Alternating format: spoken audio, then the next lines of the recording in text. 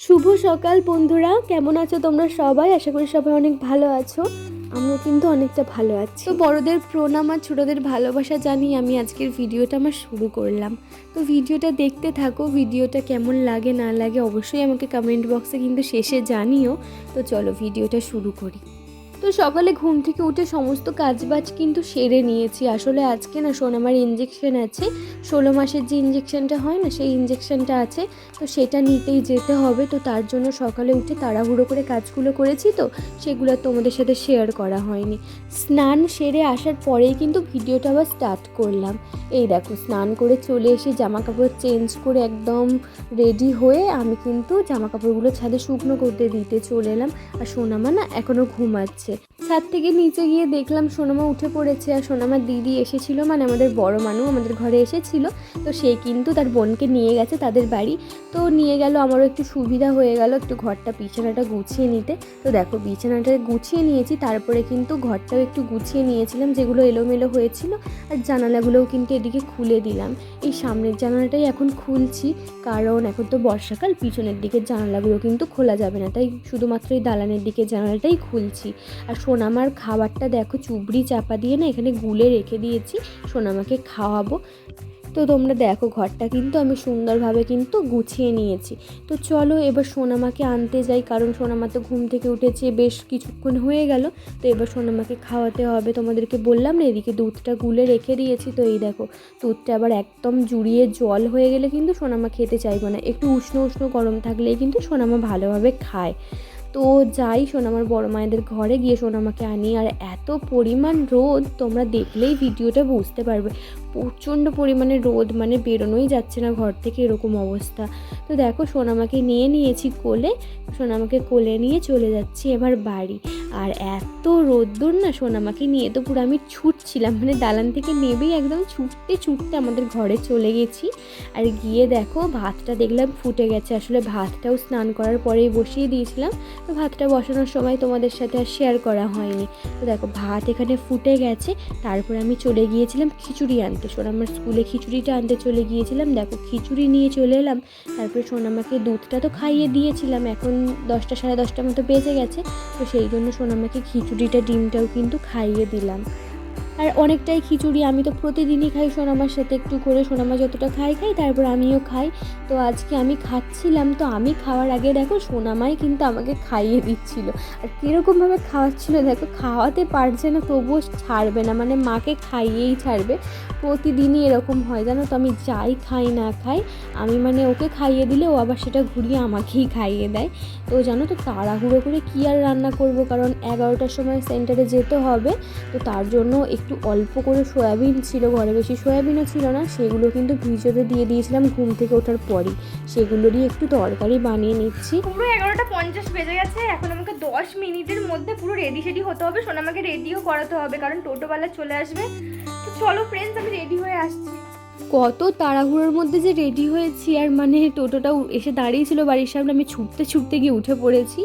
তো দেখো সোনামার আমি কিন্তু যাচ্ছি, আর সোনামা কত আনন্দ করে করে যাচ্ছে। ও না এরকম গাড়ির মধ্যে উঠলে না অনেকই মানে ওর ভালো লাগে। আমি দেখেছি যখনই বাজারে টাজারে কোথাও যাই এই টোটো করে, তখনই ও খুব এটাকে এনজয় করে।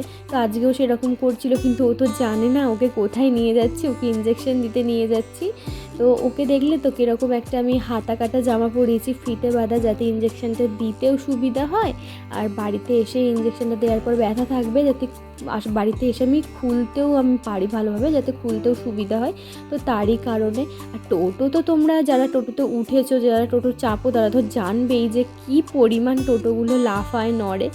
তো দেখো সেন্টারে চলে এসেছি। সেন্টারে এসে কিন্তু এই দেখো এই জায়গাটায় আমি জানতামই না, আমাকে মানে আশাদি বলেছিল, ঠিকানাটা বলেছিল। তো আমি টোটোওয়ালাকে বলেছিলাম, টোটোওয়ালাই কিন্তু নিয়ে গিয়েছিল। তো দেখো এখানে বসেছিলাম, বেশি ভিড়ও ছিল না। আমরা গিয়ে কিন্তু প্রথমেই একদম ইঞ্জেকশনটা সোনামার হয়ে গিয়েছিল, আর দিয়েছিল পুরো তিনটে ইঞ্জেকশন। আমার সোনামা তখনটাই একটু কাঁদছিল, মানে অতটাও বেশি কাঁদেনে, একদম অল্প কাটছিল। তারপরে বাড়িতে এসে দেখো ওকে কেউ দেখলে বুঝতেই পারবে না যে ওকে তিনটে ইঞ্জেকশন দিয়েছে। সত্যি আমি বারে বারে তোমাদেরকে এই কথাটা বলি, আমার সোনামা কিন্তু অনেক স্ট্রং। তোমরা দেখো তিনটে ইঞ্জেকশন দিয়েছে, তার মধ্যে দেখো সে কিন্তু এসেই খেলা করতে শুরু করে দিয়েছে। কিন্তু পায়ে হাতে ওর অবশ্যই ব্যথা ছিল, কারণ বোঝাই যাচ্ছিলো একটু মানে অসুবিধা হচ্ছিল ওর। তার জন্য কিন্তু আমি এসে জামাটা, আগে তো রোদ থেকে এসেছি তার কারণ একটু জামাটা খুলে দিলাম, একটু জামাটা খুলে দিয়ে এবার ওকে আমি ইঞ্জেকশনের যে মলমটা হয় না, ওই মলমটাই ওকে কিন্তু আমি লাগিয়ে দিচ্ছিলাম। আর ও একদমই হাত দিতে দিচ্ছিল না, দেখো কাঁদছিল না কিন্তু সেই হাত লাগাতেই দিচ্ছিল না, ব্যথা ছিল তো ওখানটায় সেই কারণেই। আর আমি আবার চোখে দেখতেও পাচ্ছিলাম না কোথায় ইঞ্জেকশনটা দিয়েছে, মানে জায়গাটা বুঝতেই পারছিলাম না, এতই মানে সেই একদমই পিঁপড়ে কামড়ালে যেরকম হয়ে থাকে না সেরকম হয়েছিল, যেন চোখ আমি দেখতেই পাচ্ছিলাম না এরকম, মানে এত অসুবিধা হচ্ছিল। এই মলমটা দিলে কিন্তু একদমই বাচ্চাদের ওখানটা টাটিয়ে থাকবে না, একদমই ব্যথা থাকবে না, আর শক্ত শক্ত হয়ে যায় মাঝে মাঝে এক একটা বাচ্চার ইঞ্জেকশন দেওয়ার পরে, তো সেটাও আর থাকবে না। অনেকে বরফ দেয়, অনেকে এই মলমটাও দেয়, তো আমি বেশিরভাগটাই মলমটাই দিয়ে দিই, বরফ টরফ দিই না। আসলে বরফ দিলে আবার যদি ঠান্ডা লেগে যায়, মাঝে মাঝে তো সর্দিও থাকে, ইঞ্জেকশন যখন দেয় তখন সর্দিও মাঝে মাঝে থাকে, তো তার কারণে কখনোই বরফ দিই না, এটাই কিন্তু দিই। তো দেখো আমি কিন্তু সোনামাকে একটু ভোলাচ্ছিলাম, আর ও দেখো এই দেখো পাটা তুলে কিন্তু দেখাচ্ছে আমাকে, ওই পাটাতেই মানে বেশি ব্যথা ছিল ওর, জানো তো। আমি ওকে জিজ্ঞাসা করছিলাম যে মা তোমার কোথায় আউ করে দিয়েছে, ও কিন্তু আমাকে পাটা তুলে দেখাচ্ছিল। শুধু আমাকেই না, তার দাদু দিদা যখনই ফোন করছে, যখনই কিছু জিজ্ঞাসা করছে, ও পাটা তুলে দেখাচ্ছে। আর এই দেখো আমি এত খুঁজছি যে কোথায় দিয়েছে ইঞ্জেকশনটা, কোথায় দিয়েছে, কিছুতেই যে খুঁজে পাই না, মানে একটুও দাগ নেই, এমনভাবে ইঞ্জেকশনটা দিয়েছেন একদম। তো সেই বাচ্চাদের ইঞ্জেকশনের সিরিঞ্জগুলো কেমন হয়, একদমই সরু সরু, তো পুরো একদম এত সরু, তো বোঝাই যাচ্ছিল না, অনেক কষ্টে খুঁজে পাচ্ছিলাম আবার হারিয়ে ফেলছিলাম, মানে একবার খুঁজে পাচ্ছি যেই সোনামা নড়াচড়া করছে আবার হারিয়ে যাচ্ছে। তো যাই হোক করে মলমটা দিয়ে দিলাম, দিয়ে কিন্তু দুপুর হয়ে গিয়েছিল, তো আমি ভাতটা খেতে বসে পড়লাম। দেখো সয়াবিনের তরকারি, ভাত, আর ওদিকে দুটো হচ্ছে কুমড়োর বড়া, ওগুলো সোনামার ঠাকুমার দিয়েছিল। তো তারপরে দেখো সোনামার কিন্তু জ্বর এসে গিয়েছিল দুপুরবেলাটা করে, সোনামার জ্বর এসে গেছে, তাই জন্য সোনামাকে আমি একটু কোলে করে নিয়ে বসে বসে একটু আদর করছিলাম। আর এই জায়গাটাই জানো তো কী হচ্ছিল তখন, মানে আমি যেই ফোনের ক্যামেরাটা অন করে সামনে রেখেছি, ওর বাবা তো সবসময় ভিডিও কল করে, তো ও ভাবছিল হয়তো ফোনের মধ্যে ওর বাবা আছে, তো বাবা বাবা বলে কীরকমভাবে সেই কাঁদছিল জানো তো, মানে পুরো মায়া লাগবে ওর বাবাকে না, যখনই কিছু কোথাও ব্যথা পায় তখন ওর বাবা ভিডিও কল করলে বলে ওরকমভাবে, মানে একটু কষ্ট দেখায় বাবাকে যে আমি কষ্ট পেয়েছি, তো ওটাই করছিল তখন।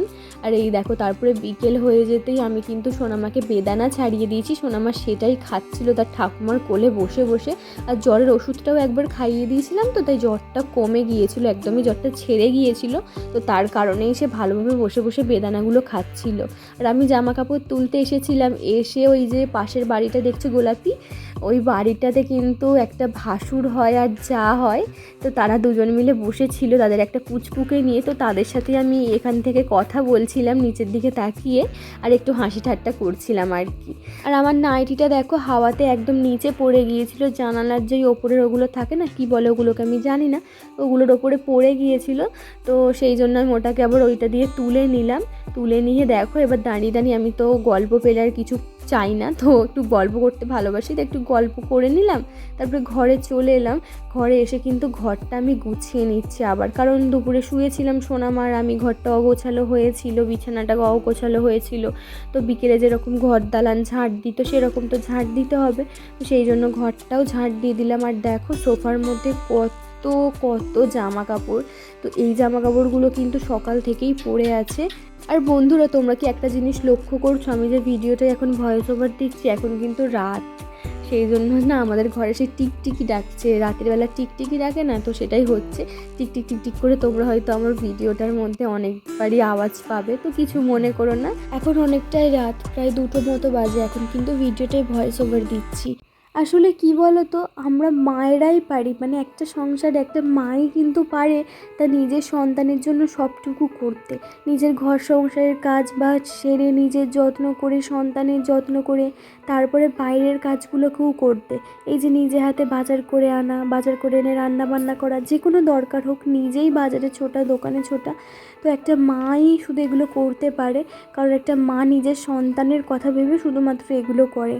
তারপরেও কিছু মানুষের মুখে শুনতে হয় যে আমরা গৃহবধূরা কী করি, মানে আমরা করিটাই কী, শুধু তো ঘরের এই টুকিটাকি কাজ, তো সেগুলোই তো শুধু করি, আর তো কিছু খাটাখাটুনি করি না। তো এগুলোই অনেক বড়, জানো তো, এই কাজগুলোই আমাদের জন্য অনেক কঠিন। একটা বাচ্চাকে নিয়ে, যাদের বাচ্চা হয়তো নেই, ছোট বাচ্চা নেই, তাদের ব্যাপারটা আলাদা, তাদের এই কাজগুলো অনেকই সহজ মনে হবে, ঘুরতে ফিরতে যখন ইচ্ছা করাই যায়। কিন্তু একটা ছোট বাচ্চাকে নিয়ে যখন একা একা সেই বাচ্চাটাকে মানুষ করতে হয়, ঘর সংসারের কাজ করতে হয়, কিছু মানুষ ভাবে যে আমাদের শরীরে কোনো কষ্ট হয় না, আমাদের কোনো খাটাখাটুনি শরীরে নেই, সংসারে তো আমাদের বেশি কাজই নেই, তো কিসের আমাদের খাটাখাটুনি, শুধু তো এইটুকু একটা ঘর দালান ঝাঁট দেওয়া, মোছা, আর দুটো একটুখানি রান্না করা কি না করা, তো এটাই ভাবে। কিন্তু একটা বাচ্চাকে যে সারা দিন কোলে কোলে কোলে করে নেওয়া, একটা মানে সারা দিন একটা বাচ্চার পিছনে পড়ে থাকা, না খেয়ে না দে, মানে খাচ্ছি কি না খাচ্ছি কোনো ঠিক নেই, রান্না করছি কি না করছি তারও কোনো ঠিক নেই, নিজের যত্ন করছি কি না করছি তার কোনো ঠিক নেই, কিন্তু সন্তানের জন্য করতেই হবে আমাদের ওটা, মানে আমাদের মায়েদের হচ্ছে ধর্ম, আমাদেরকে করতেই হবে, কিছু করার নেই। মানে বলি না, আর একটা ভিডিওতে একবার তোমাদের সাথে শেয়ার করেছিলাম যে আমাদের সংসার জীবনে কিন্তু আমাদের গৃহবধূদের কিন্তু ছুটি থাকে, কিন্তু মায়েদের কিন্তু ছুটি থাকে না। তুমি একদিন কুটুম বাড়ি ঘুরতে যাও, সেখানে গিয়ে কিন্তু তুমি একদিন সংসারের কাছ থেকে ছুটি পাবে, কিন্তু মায়ের ডিউটি থেকে কি ছুটি পাবে? কখনোই পাবে না। আর আমরা চাইও না সেরকম ছুটি। আমরা আমাদের সন্তানটাকে নিয়ে অনেক সুখে আছি, তাকে খাওয়ানো, ঘুম পাড়ানো, তাকে সাজানো গোজানো, তাকে সব কিছু যে তাকে করি সেগুলো কিন্তু পুরো একদম ভালোবেসে করি। তাই তো বলি, এরকম ছুটি আমাদের চাই না, আমাদের সন্তান আমাদের কাছে থাক, আমরা কারোর কাছে দিয়ে মানুষ করিয়ে নিতে চাই না। জন্ম যখন দিতে পেরেছি সেরকম বড়ও করতে পারবো, মানুষও করে দিতে পারবো। তো আসলে কি বলো কি, শুধু কিছু মানুষের কথা শুনে মনে খুব কষ্ট লাগে যে আমরা কিছু করি না, শুধুমাত্র তো একটা বাচ্চাকে নিয়েই সারাদিন পড়ে থাকি, কিছুই তো করি না। কোনো মানুষ এরকমও বলে, মানে মুখ খারাপ করে বলে যে কুটো সরিয়েও নাকি আমরা উপকার করি না। তো কী আর বলবো বলো, দুঃখের কথা, আমার মতন হাজার গৃহবধূরা আছে যাদেরকে এই কথাগুলো শুনতে হয়। তো দেখলেই তো তোমরা, তোমাদের সাথে গল্প করতে করতে আমরা অনেকটা কাজই কিন্তু এগিয়ে গেল। তো ঘর ঝাঁট দিয়ে পরিষ্কার করে তারপরে একটু হাত পা ধুয়ে এসেছিলাম, তো তারপরে জলটাও গরম করে নিয়েছিলাম, জল গরম করার পর এখন দুধটা গুলে নিচ্ছি সোনামাকে খাওয়াবো বলে। আর দুধ গুলতে বসলে তো সোনামার একটাই বায়না থাকে, গুঁড়ো দুধ দিতে হবে। তো আমিও তাকে একটুখানি হাতের মধ্যে গুঁড়ো দুধ দিলাম, তো সে সেই গুঁড়ো দুধটা বসে বসে খাচ্ছিল। তো জানো তো বন্ধুরা, দুধ খাওয়ানোর পর দেখলাম সোনামার আবার জ্বর এসে, সেই জন্য সোনামাকে নিয়েই বসেছিলাম, আর কোনো ভিডিও শ্যুট করা হয়নি। তো চলো আজকের ভিডিওটা এটুকুই। ভিডিও কেমন লাগলো অবশ্যই কমেন্ট বক্সে জানিও, আর ভিডিও ভালো লাগলে লাইক কমেন্ট অ্যান্ড সাবস্ক্রাইব করতে একদম ভুলো না। তো চলো আজকে আমি আসছি, দেখা হচ্ছে পরের কোনো ভিডিও। তো ততক্ষণের জন্য সাথে থেকো, পাশে থেকো, ভালোবাসা দিও, সাপোর্ট করো। তো চলো friends, tata, bye, good night, সবাই সুস্থ থেকো আর ভালো থেকো।